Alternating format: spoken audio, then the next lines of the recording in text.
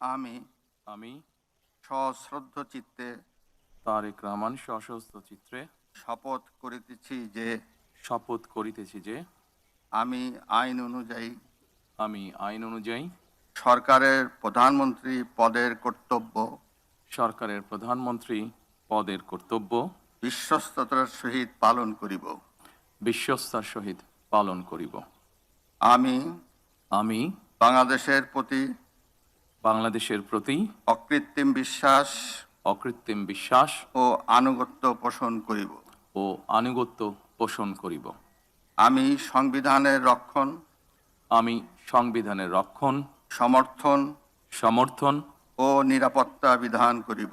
নিরাপত্তা বিধান করিব। আমি আমি ভীতি বা অনুগ্রহ অনুরাগ বা বিরাগের বশবর্তী না হইয়া সকলের প্রতি আইন অনুযায়ী যথাবিহিত আচরণ করিব।